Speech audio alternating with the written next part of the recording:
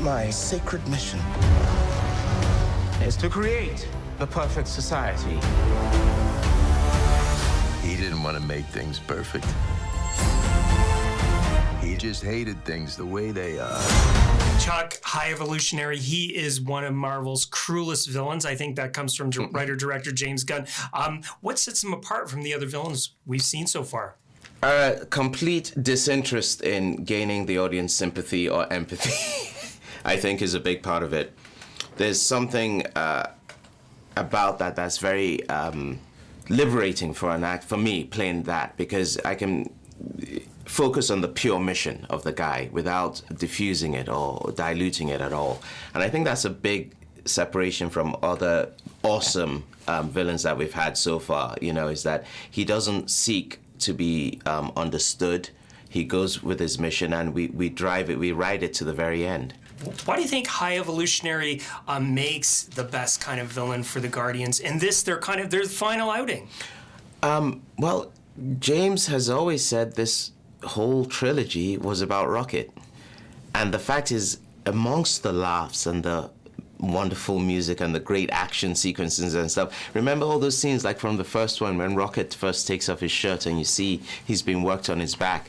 Oh, in the second one, I believe, where he has a fight with Drax and said, I didn't ask to be made like this. Does that make sense? It was always a tragic story. We haven't faced it full on, but it was always going to be there. So you needed a character that would do this to a helpless animal. It had to be something as cruel as the High Evolutionary to create this version of Rocket that the world sees, you know? Such an amazing history to this character. I went down the internet rabbit hole on High Evolutionary. You know, what was it like for you, Chuck, to step into a role that, you know, goes all the way back to the 60s? Well, I didn't know. I don't know about you. I don't know how much into the comic books you are, but I'd never heard of the High Evolutionary. And I loved my Marvel. I had my comics and stuff. I'd never heard of him. So when I found out I got it, I obviously looked into it and saw how he starts off with Thor, I think is the first time you see him as, and all that. And that was amazing for me to say, oh, I'm going to be the first person to bring this guy to life in a movie, and that was great. But as far as the movie went, our High Evolutionary was James's creation, as you know. It was like very contained within this story, you know. So I enjoyed that as a reference, as like, wow, I'm part of this legacy. But the actual work began and ended with the script that James gave me.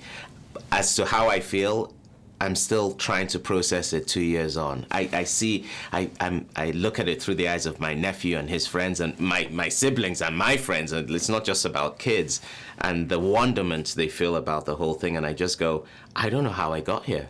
You know, I don't. Yeah. Such a rich tradition of villains in the Marvel Cinematic Universe. Chuck, did you go back? Did you look at other performances to sort of get inspired to step into the role? Not so much Marvel villains. I've always been drawn to villains in movies in general, and some of my favorite actors happen to have played some of the great villains in Gary Oldman, his Dracula, or Gary Oldman in Fifth Element, or Gary Oldman in Leon. You know, like, I've watched him so much ad nauseam, but also Alan Rickman and Pete O'Toole and you know, Daniell, and, you know, it's like, I did just start thinking of some of my favorite villain roles and went and watched them, you know, just for fun, not to think, oh, I could use this here and there, because I've already probably borrowed, as someone said before, what I'm going to take from them over the years. But it was fun to just think, I'm going to be added to that collection of villains that I grew up with. I'm going to get a chance to do that on the biggest stage possible. That was what was incredible for me, you know? Before I let you go, yeah. Easter eggs. I've loved going on Reddit and looking at all the theories on who High Evolutionary might be connected to. How many Easter eggs are in this movie? A lot. Some that I haven't even figured out yet. But it's James Gunn doing this. He knows this stuff better than anyone else. So yeah, I couldn't tell you the exact number. Okay. But watch carefully. We'll all fly away together.